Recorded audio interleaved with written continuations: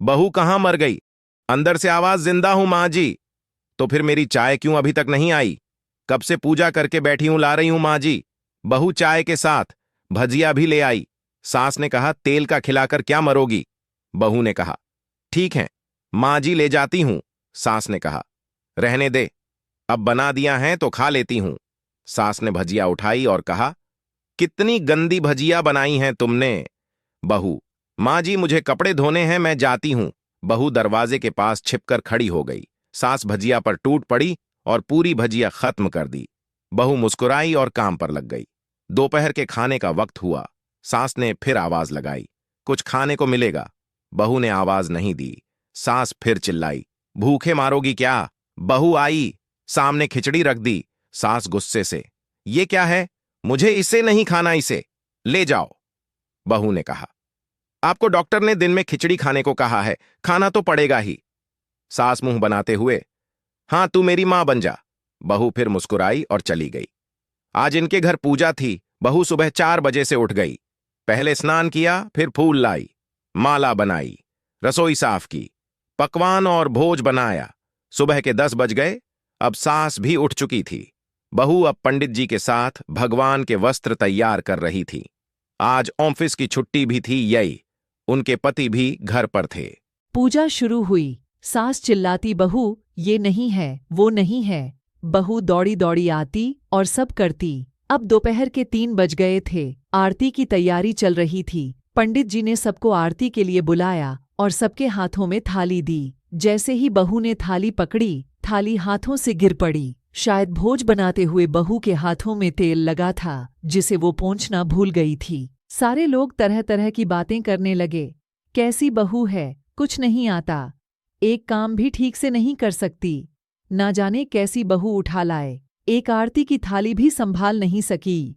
उसके पति भी गुस्सा हो गए, पर सास चुप रही, कुछ नहीं कहा, बस यही बोल के छोड़ दिया, सीख रही है, सब सीख जाएगी धीरे धीरे। अब सबको खाना परोसा जाने लगा। बहू दौड़ दौड़ के खाना देती, फिर पानी लाती। करीब 70-80 लोग हो गए थे। इधर 2 नौकर और बहू अकेली, फिर भी वहां सारा काम बहुत ही अच्छे तरीके से करती।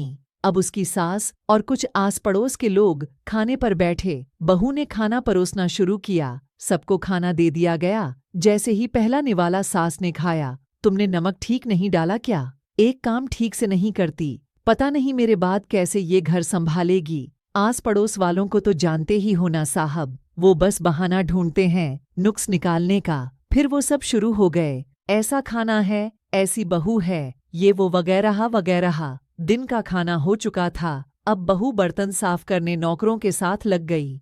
रात में जगराता का कार्यक्रम रखा गया था। बहू ने भी 1-2 गीत गाने के लिए स्टेज पर चढ़ी। सास जोर से चिल्लाई, मेरी नाक मत कटा देना, गाना नहीं आता तो मत गा, वापस आ जा। बहू मुस्कुराई और गाने लगी। सबने उसके गाने की तारीफ की, पर सास मुंह फूलाते हुए बोली, इससे अच्छा तो मैं गाती थी जवानी में, तुझे तो कुछ भी नहीं आता। बहू मुस्कुराई और चली गई। अब रात का खाना खिलाया जा रहा था। उसके पति के ऑफिस के दोस्त साइड में ही ड्रिंक करने लगे। उसका पति चिल्लाता, थोड़ा बर्फ लाओ, तो सास चिल्लाती, यहाँ दाल नहीं है, फिर चिल्लाता, कोल्ड ड्रिंक नहीं है, पापड़ ले आओ। इधर उधर आखिरी में उसके पति की शराब गिर पड़ी उसके एक दोस्त पर और बोलट टूट गई। पति गुस्से में 2 झापड़ अपनी पत्नी को लगाते हुए कहता है, जाहिल कहीं की, देखकर नहीं कर सकती, तुझे इतना भी काम नहीं आता। सारे लोग देखने लगे। उसकी पत्नी रोते हुए कमरे की तरफ दौड़ी। फिर उसके दोस्तों ने कहा, क्या यार, पूरा मूड खराब कर दिया, यहाँ नहीं बुलाया होता, हम कहीं और पार्टी कर लेते। कैसी अनपढ़ गंवार बीवी ला रखी है तूने, उसे तो मेहमानों की इज्जत और काम करना तक नहीं आता, तुमने तो हमारी बेइज्जती कर दी। अब आस पड़ोस की औरतों को और बहाना मिल गया था। वो कहने लगीं, देखो क्या कर दिया तुम्हारी बहू ने, कोई काम की नहीं है। मैं तो कहती हूँ अपने बेटे की दूसरी शादी करा दो, छुटकारा पाओ इस गंवार से। सास उठी और अपने बेटे के पास जाकर उसे थप्पड़ मारा और कहा, अरे नालायक, तुमने मेरी बहू को मारा, तेरी हिम्मत कैसे हुई, तेरी टांग तोड़ दूंगी। उसके बेटे के दोस्त कुछ कहने ही वाले थे कि उसकी माँ ने घूरते हुए कहा, चुप, बिल्कुल चुप, यहाँ दारू पीने आए हो, जबकि पता है आज पूजा है और तुम्हें पार्टी करनी है। कैसे संस्कार दिए हैं तुम्हारे माता पिता ने। और किसने मेरी बहू को जाहिल बोला। जरा इधर आओ, चप्पल से मारूंगी अगर मेरी बहू को किसी ने शब्द भी कहा तो।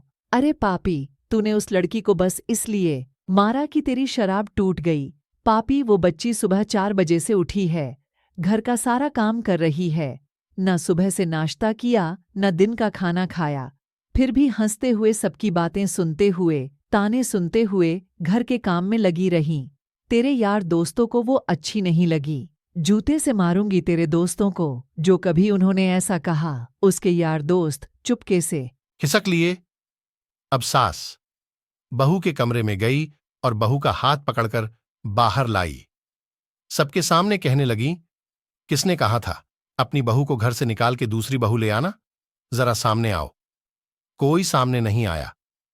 फिर सास ने कहा, तुम जानते भी क्या हो इस लड़की के बारे में? ये मेरी मां भी है, बेटी भी। मां इसलिए मुझे गलत काम करने पर डांटती हैं और बेटी इसलिए कभी कभी मेरी दिल की भावनाएं समझ जाती हैं। मेरी दिन रात सेवा करती है, मेरे 1000 ताने सुनती है, पर एक शब्द भी गलत नहीं कहती, ना सामने ना पीठ पीछे। और तुम कहते हो दूसरी बहू ले आऊं। याद है ना छुटकी की दादी? अपनी बहू की करतूत सास ने गुस्से से पड़ोस की महिला को कहा, अभी पिछले हफ्ते ही तुम्हें मियां बीवी भूखे छोड़ घूमने चले गए थे। मेरी इसी बहू ने 7 दिनों तक तुम्हारे घर पर खाना पानी, यहां तक कि तुम्हारे पैर दबाने जाती थी और तुम इसे जाहिल बोलती हो। जाहिल तो तुम सब हो जो कोयले और हीरे में फर्क नहीं जानते। अगर आइंदा मेरी बहू के बारे में किसी ने एक लफ्ज भी बोला तो मुझसे बुरा कोई नहीं होगा, क्योंकि ये मेरी बहू नहीं, मेरी बेटी है। बहू सिसकियां लेते हुए फिर कमरे में चली गई। सास ने एक प्लेट उठाई और भोजन परोसा और बहू के कमरे में खुद ले गई। सास को भोजन लाते देखा तो बहू ने कहा, अरे माँ जी, आप क्या कर रही हो? मैं खुद ले लेती। सास ने प्यार से ताना मारते हुए कहा, डर मत, इसमें जहर नहीं है, मार नहीं डालूंगी तुझे। तुझे नई सास चाहिए होगी, पर मुझे अभी भी तू ही मेरे घर की बहू चाहिएश।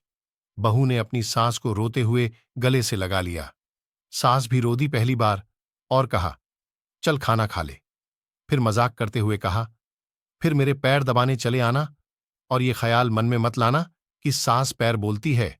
किसी दिन मैं इसका गला दबा दूंगी, क्योंकि कभी मैं भी यही सोचती थी। दोनों खूब हंसने लगती हैं। कुछ रिश्ते बहुत मीठे होते हैं, बस बातें कड़वी होती हैं।